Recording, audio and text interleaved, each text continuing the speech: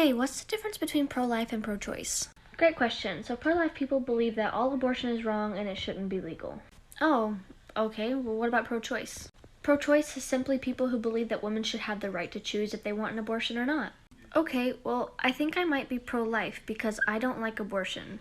And that's fine, but you also have to realize that pro-choice people aren't pro-abortion, they're pro the right to choose. Well, what do you mean? Well, it means just that, supporting the woman's right to choose if she wants an abortion or not. There are hundreds of reasons why a woman would want an abortion, and frankly, I don't think it's anybody's business, but taking away the right to choose will just lead to unsafe abortions and women getting hurt. Well, I'm against abortion, but I don't think I have the right to tell anybody else what to do. Well, then you're pro-choice. You can be pro-life for yourself and pro-choice for others. Oh, okay. I didn't know that. Yeah, of course. I personally am pro-choice because it's not my place to tell other women what to do with their body, and banning abortion is only going to lead to unsafe abortions. My question is, are you pro-life or pro-choice? I'm going to explain why I am pro-choice. I am pro-choice because, as you said in the video, no one has any right to tell anyone what they should do about their bodies, especially white cis men who are mainly the Supreme Court and government. So when Roe v. Wade got overturned, that's basically what happened, which means that the Supreme Court gave states the right to legalize abortion if they wanted to. As can be seen, the ones in the orange and the red are the ones that are banning abortion. This means that states can literally rip away women's reproductive rights at any given moment. But this doesn't just affect women and their abortion rights, it affects a whole bunch of other things because Roe v. Wade is an umbrella law, which means that it protects all these other different things under a specific item. So for example, it also affected gay marriage, sodomy, interracial marriage, medical privacy, a bunch of other things. This also gives states rights to ban contraceptives, protection from STDs, condoms. People are pro-life until the baby is a minority. People are pro-life until they're gay. People are pro-life until they believe and have different beliefs than them. The pro-life argument is that, baby is baby and life is beautiful, you can just give them up for adoption and they'll have a chance at life. Maybe they'll cure cancer, but once they're a minority, are they going to have the resources to actually go to college or have a stable household environment? The foster care system is already flooded as it is, and 9 times out of 10, the child is neglected and abused and in that household that doesn't even want them.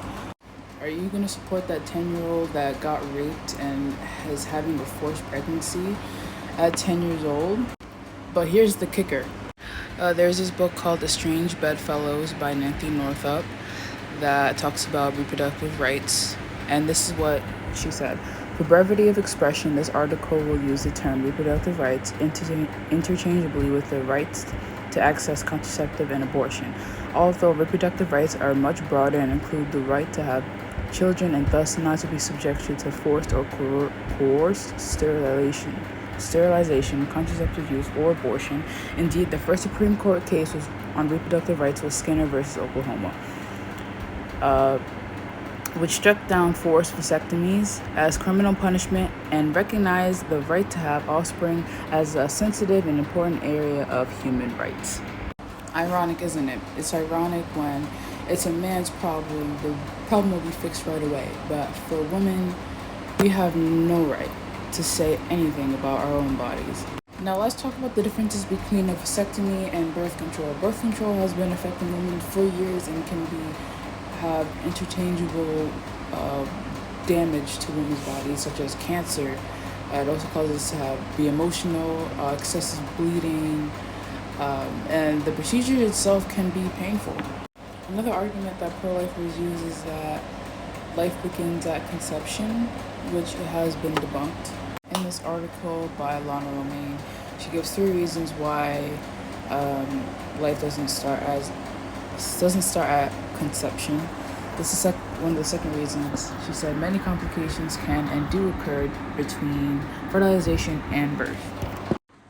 She says complicating matters further through is that significant fetal abnormalities or other complications don't always result in miscarriages.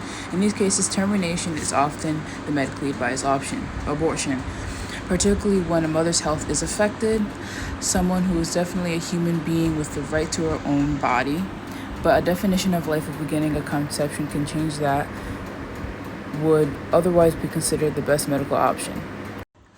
What she's saying is that some women have complications during pregnancy and they can't have that child because of that problem that they're having, so they have to have an abortion so they can save that woman's life. And this is why I am pro-choice.